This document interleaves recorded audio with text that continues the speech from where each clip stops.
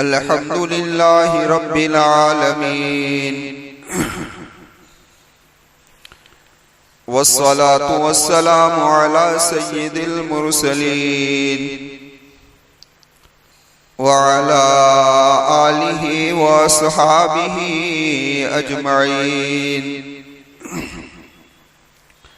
अम्मा बाद क़ाल नबी सल्लल्लाहु अलैहि वसल्लम अत्तुहूरु शत्रुल ईमान औ कमा क़ाल नबी सल्लल्लाहु अलैहि वसल्लम। मुअज़्ज़ज़ सामीन किराम और पर्दानशीन ख़वातीन, जैसा कि आप जानते हैं कि हमारा मौज़ू ये चल रहा है तहारत की हकीकत के बारे में, कि जब तक इंसान 4 किस्म की तहारत को हासिल नहीं करेगा वहां तक उसका आधा ईमान मुकम्मल नहीं होगा।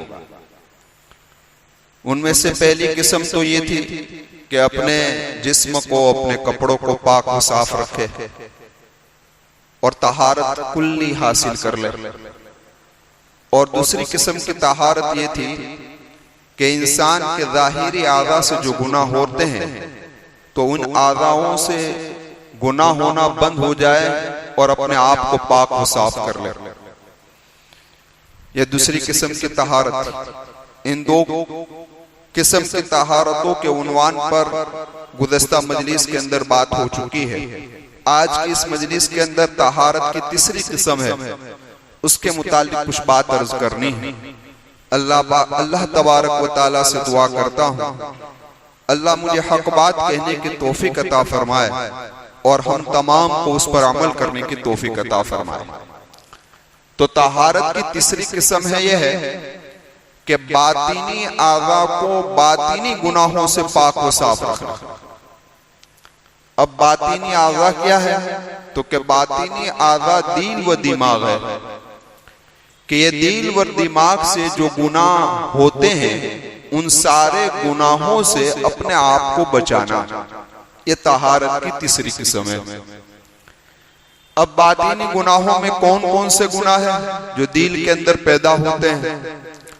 तो कि तकब्बुर है, हसद है, रिया है, कीना है, दुनिया की मोहब्बत है, उज्ब है, इसी तरीके से और भी बीमारियां हैं।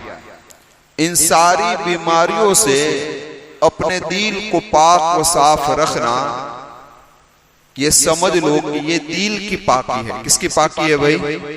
दिल की पाकी है। तो जब तक इंसान अपने दिल को इन बातिनी गुनाहों से पाक व साफ नहीं रखेगा वहां तक इंसान की नजर में तो पाक व साफ रहेगा, कपड़े अच्छे हैं, खुशबू लगाई है, सब कुछ है, और जाहिरी आज़ा से गुनाह भी नहीं हो रहा है, इसलिए लोग उसको नेक भी समझ रहे हैं कि अच्छा है, आदमी नेक है। लेकिन दिल के अंदर ये सारी बीमारियां भरी हुई है, तो वो अल्लाह की निगाह के अंदर गंदा है। अल्लाह की निगाह के अंदर क्या है भाई? आदमी नापाक है। बस अल्लाह मेरी भी हिफाजत फरमा ले, आप तमाम की हिफाजत फरमा ले। इसलिए मुस्लिहुल उम्मत रहमतुल्लाहि अलैहि ने अपने एक खुतबे के अंदर अर्ज किया, नबी करीम सल्लल्लाहु अलैहि वसल्लम की एक हदीस सुनाई कि अल्लाह के महबूब सल्लल्लाहु अलैहि वसल्लम ने फरमाया कि तुम यहूदियों की तरह अपने सहन को नापाक न रखो। यानी जिस तरीके से यहूदी लोग घर को साफ रखते हैं लेकिन सहन को गंदा और नापाक रखते थे, तो अल्लाह के महबूब ने ईमान वालों से फरमाया कि तुम अपने सहन को नापाक और गंदा न रखो यहूदियों की तरह। औ कमा क़ाल नबी सल्लल्लाहु अलैहि वसल्लम। तो मुस्लिहुल उम्मत रहमतुल्लाहि अलैहि इस हदीस को बयान करने के बाद अर्ज करते हैं कि जो नबी की तालीम ये हो कि भाई सहन को पाक व साफ रखो, तो घर को तो बदर्जा ओला बहुत ही ज्यादा पाक व साफ रखना पड़ा। लेकिन आज अहले ईमान के घरों का हाल क्या है वो आप ही जानते हैं, किस कदर गंदे हैं, नापाक। नबी ने तो सहन को पाक व साफ रखने का कहा है, तो पता चला कि ज्यादा हक बनता है कि हमारे घर पाक व साफ रहे। और जब घर पाक व साफ होंगे तो यह हुक्म और ज्यादा आ जाएगा कि घर तो हमसे दूर रहता है, कपड़े तो हमारे जिस्म से लगे हुए हैं, तो हमें कपड़े तो और ज्यादा पाक व साफ रखने चाहिए। और कपड़े तो कभी निकल भी जाते हैं बदन से, लेकिन बदन तो चलता ही रहता है साथ में। तो पता चला कि कपड़े के मुकाबले में बदन को और ज्यादा पाक व साफ रखना चाहिए। तो जब बदन को पाक व साफ रखने का हुक्म है तो बदन तो एक सवारी है जिसका असल तो दिल है। क्या है भाई? जिस्म का असल तो दिल है।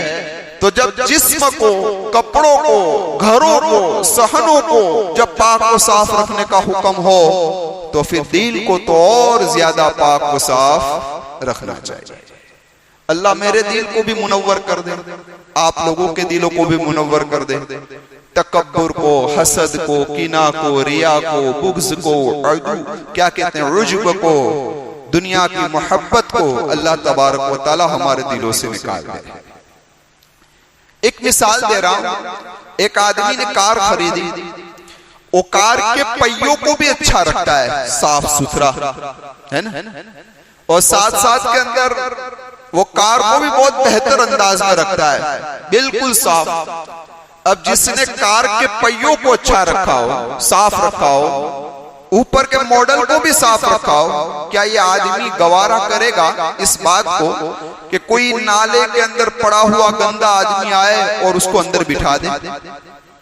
कोई गवारा करेगा?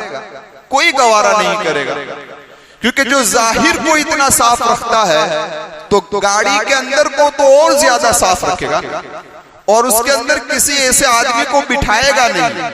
बस इसी तरीके से हमारा दिल ये अल्लाह का घर है, तो हम जब अपने जिस्म को अच्छे तरीके से पाक व साफ रखते हैं तो हमें अपने दिल को भी पाक व साफ रखना चाहिए। करेंगे इंशाअल्लाह। अब जरा हम आगे बढ़ते हैं कि इन दिल की बीमारियों में सबसे अव्वल नंबर पर आने वाले अगर कोई बीमारी हो, सरे फेरिस हो और सबसे खतरनाक और बुरी हो तो वो तकब्बुर है। क्या है? क्या है भाई? बोलो। वो तकब्बुर है। तकब्बुर क्यों इतना बुरा है वो आगे बताऊंगा इंशाअल्लाह, लेकिन मुख्तसर तौर पर अभी ये समझ लीजिए कि तकब्बुर कहते हैं कि आदमी अपने आप को बड़ा समझे और दूसरे को हकीर समझे। अब थोड़ी देर आपको बात समझ में नहीं आएगी, लेकिन अरबी जानने वाले जान लेंगे कि तकब्बुर ये बाबे तफ़अुल से है, और तफ़अुल की खासियत यह है। अब समझो आप, ये तो आपको समझ में नहीं आया होगा, लेकिन अब आप समझो कि ये बाप की खासियत है। इससे पता ये चला कि आदमी हकीकत में बड़ा नहीं होता, लेकिन वो अपने आप को बड़ा पेश करता है कि मैं कुछ हूं। समझ में आई भाई? हकीकत में वो बड़ा मुकर्रिर होता नहीं है, लेकिन अपने आप को बहुत बड़ा मुकर्रिर पेश करता है, मैं बहुत बड़ा मुकर्रिर। हकीकत में तफसीर का भाला भी उसको आता नहीं है, लेकिन हकीकत में वो ये समझ रहा है कि मैं बहुत बड़ा मुफस्सिर हूं। समझ में आए? इसी तरीके से हर ओहदे को आप उठा लो कि हकीकत में खाली होता है, लेकिन ये समझता है कि मैं बहुत बड़ा। अब समझो कि तकब्बुर को इस कदर, पहले तकब्बुर की तारीफ सुन लीजिए ताकि समझना आसान हो जाए, खुलासा मुख्तसर तौर पर, कि अपने आप को बड़ा समझना, दूसरे को हकीर समझना, तो ये तकब्बुर है। अपने आप को बड़ा समझ रहा है, दूसरे को हकीर नहीं समझ रहा है, तो ये उज्ब है, ये भी खतरनाक बीमारी है। अपने आप को बड़ा नहीं समझ रहा है, दूसरे को हकीर समझ रहा है, दूसरे को क्या समझ रहा है? हकीर समझ रहा है, तो ये भी किसी इंसान की तौहीन है और इस्लाम में मना है। इस्लाम में मना है। पता चला ये तीनों चीजें क्या है? तो अगर दोनों जमा हो जाएगी, ये दोनों चीजें जमा एक साथ में हो जाएगी, तो फरमाया कि इसीलिए कहा गया है कि तकब्बुर बहुत बुरी बीमारी। लेकिन ये एक वजह। दूसरी वजह सुनिए जिससे हमारा दिल हिल जाएगा और हकीकत में ऐसा महसूस होगा कि हम क्या कर रहे हैं। दूसरी वजह क्या है? नबी करीम सल्लल्लाहु अलैहि वसल्लम की हदीस, आकाए मक्की व मदनी मोहम्मद रसूलुल्लाह सल्लल्लाहु अलैहि वसल्लम ने फरमाया, अल किबरियाउ रिदाई, कि बड़ाई किबरियाई ये मेरी चादर है। समझ में आई? वल अज़मतु इज़ारी, और अज़मत ये मेरी इज़ार है। फमन नाज़अनी, हाँ, जिसने इसके बारे में मुझसे कुछ झगड़ा किया, इन दोनों में से किसी एक के बारे में, वाहिदन मिनहुमा, इन दोनों में से किसी एक के बारे में भी मुझसे झगड़ा किया, फक़ज़फ़्तुहु फ़िन्नार, मैं उसको दोज़ख में डाल दूंगा। क्या कहा? कौन कह रहा है? अल्लाह के महबूब की जुबान से अल्लाह कह रहा है। अल्लाह के महबूब की जुबान से अल्लाह कह रहा है कि किबरियाई मेरी चादर है। तो पता ये चला ये किबरियाई अल्लाह की सिफत है, बड़ाई सिर्फ अल्लाह के लिए, किसी और के लिए नहीं है। ये अल्लाह की सिफत है। और जिस तरीके से अल्लाह की जात में हम किसी को शरीक नहीं कर सकते, इसी तरीके से अल्लाह के सिफात में भी हम किसी को शरीक कर सकते नहीं है। भाई, हम एक ही अल्लाह को मानते हैं, अल्लाह की जात में हम किसी को शरीक करते हैं, इसी तरीके से अल्लाह की सिफात में भी आदमी किसी को शरीक नहीं कर सकता। अगर वो शरीक कर रहा है तो वो शिर्क कर रहा है।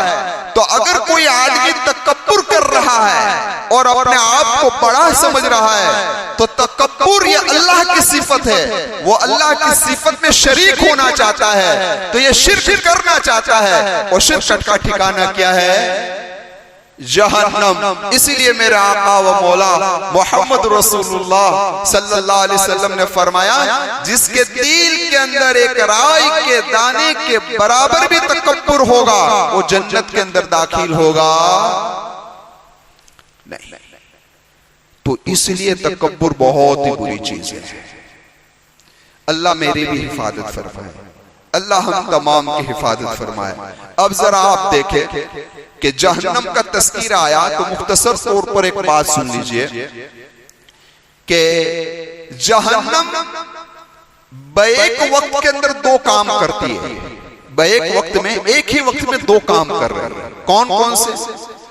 जहन्नम एक काम कर रही है काफिरों के लिए, जो ईमान नहीं लाए उनके लिए जहन्नम कैद खाना है। क्या है भाई? कौन? कैद खाना। लेकिन जहन्नम ईमान वालों के लिए अस्पताल है। क्या है? क्या है भाई? अस्पताल है। अब एक ही वक्त में ये दोनों काम अंजाम दे रही है। किस तरीके से? आप सुने कि भाई एक अस्पताल होती है इख्तियारी और एक अस्पताल होती है इज़्तिरारी। इख्तियारी अस्पताल का मतलब क्या है? इख्तियारी अस्पताल का मतलब यह है कि अगर आदमी के दिल के अंदर ये सारी बीमारियां मौजूद है जो मैंने अभी कही, तकब्बुर, हसद, रिया वगैरह जो कुछ भी है, तो इख्तियारी अस्पताल ये है कि इस दुनिया में रहकर इंसान किसी अल्लाह रहकर अपने दिलों से इन सारी बीमारियों को निकाले। ये समझ में आई बात? अपनी सारी बीमारियों को निकाले। तो अगर इस दुनिया के अंदर अपने इख्तियार से किसी अस्पताल के अंदर दाखिल हो गया और उसने अपने दिल को पाक व साफ कर लिया, और इस हालत के अंदर अगर उसकी मौत आ गई, तो मौत के वक्त फरिश्ता कहेगा, या अय्यतुहन नफ्सुल मुतमइन्ना इरजिई इला रब्बिकी राज़ियतन मर्ज़िय्या फदखुली फी इबादी वदखुली जन्नती। बहुत ही ऊंचा। अल्लाह मुझे और आपको नसीब फरमा दे कि मौत के वक्त फरिश्ता कहेगा, ऐ नफ्से मुतमइन्ना, अपने रब की तरफ लौट जा, वो रब तुझसे राजी है और तू उससे राजी है। मेरे नेक बंदों में दाखिल हो जा, मेरी जन्नत के अंदर दाखिल हो जा। क्यों भाई? सीधा जन्नत में पहुंचा दिया उसको। क्यों? कि सारी बीमारियां उसके अंदर थी, जाहिर भी पाक व साफ था, गुनाहों से भी तौबा कर चुका था, दिल के अंदर से भी ये सारी बीमारी निकल चुकी थी। तो अब उसको कहाँ अस्पताल में जाने की जरूरत है?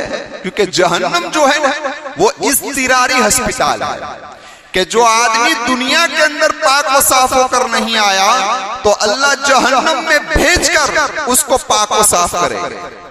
तो अब वो दुनिया ही के अंदर पाक व साफ हो गया, तो अब उसको उस अस्पताल के अंदर जाने की जरूरत है नहीं। यहां दो बात समझनी है।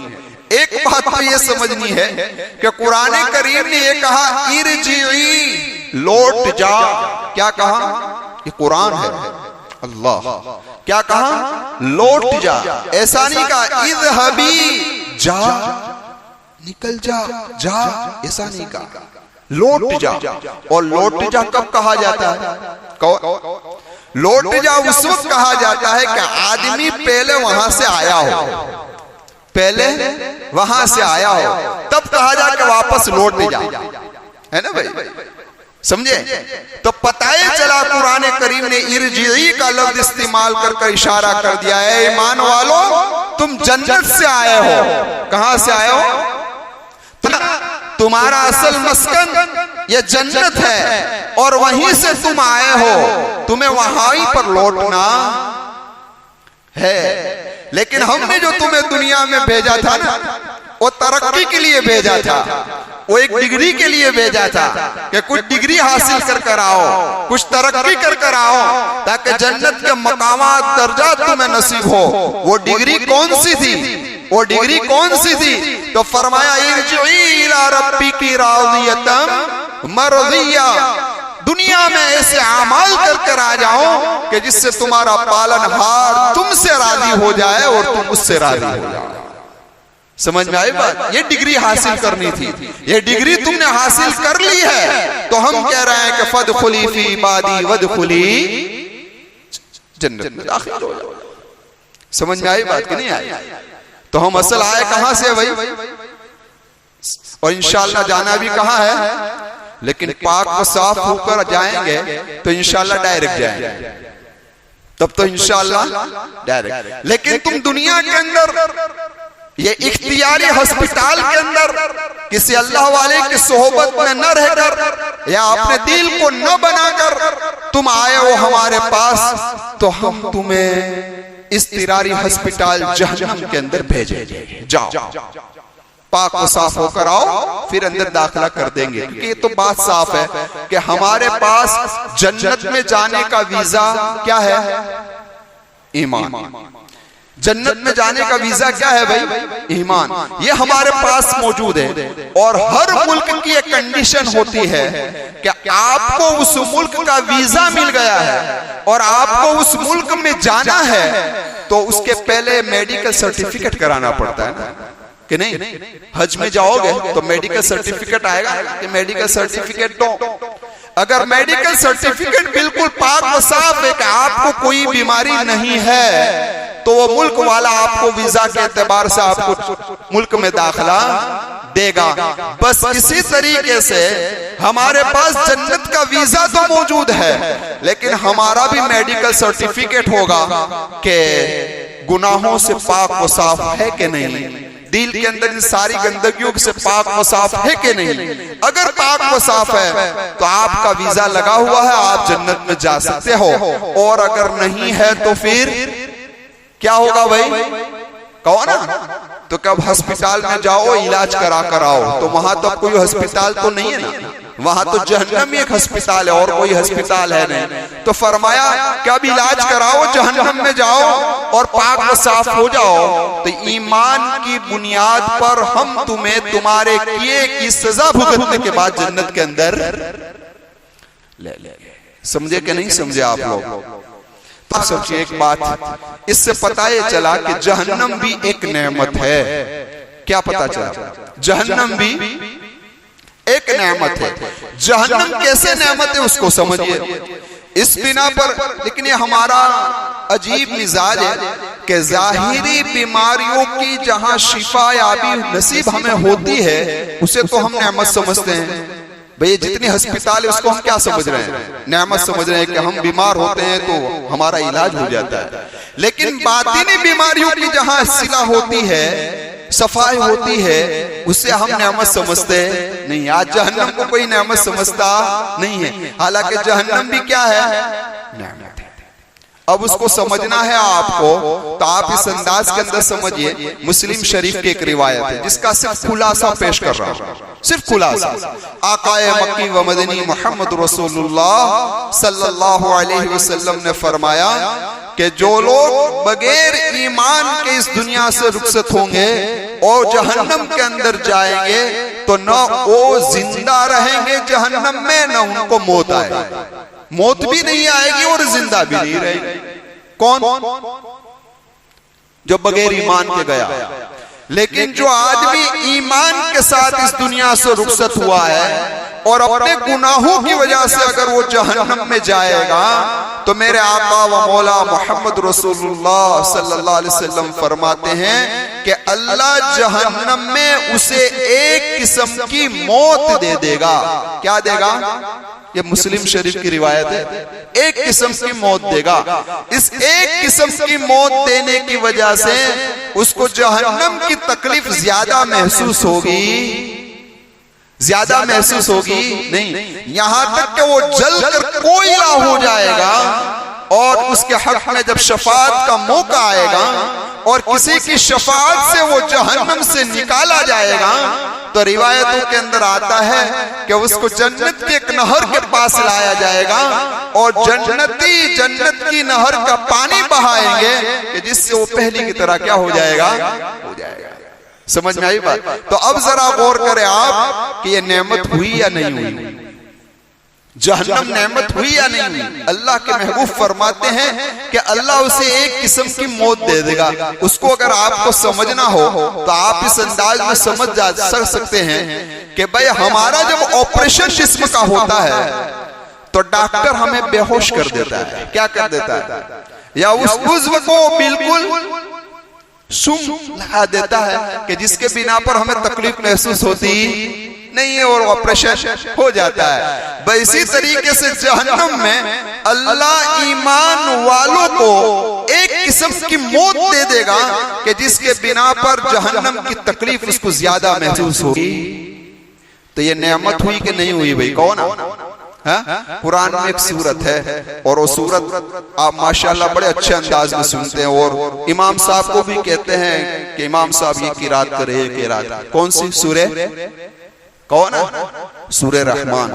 सूरे रहमान को आप उठाओ तो सूरे रहमान में अल्लाह तबारक व तआला हर अलग अलग किस्म की नेमतों को बयान करने के बाद अल्लाह फरमाता है फबिअय्यि आलाई रब्बिकुमा तुकज़्ज़िबान। ऐ जिन्नात और इंसानों, तुम अपने रब की कौन कौन सी नेमतों को झुठलाओगे? है ना? उसके हर जगह पर अल्लाह बार बार कह रहे। एक नेमत का तस्कीरा किया फिर अल्लाह ने कहा, किसी नेमत का तस्कीरा किया फिर कहा। हालांकि कुछ आयत ऐसी है कि जिसमें जहन्नम का भी तस्कीरा है। किसका जिक्र है? जहन्नम का भी तस्कीरा है। अल्लाह एक मुकाम पर फरमाता है युरसलु अलैकुमा शुवादुम मिन नार व नुहास फला तंतसिरान। क्या कहता है अल्लाह?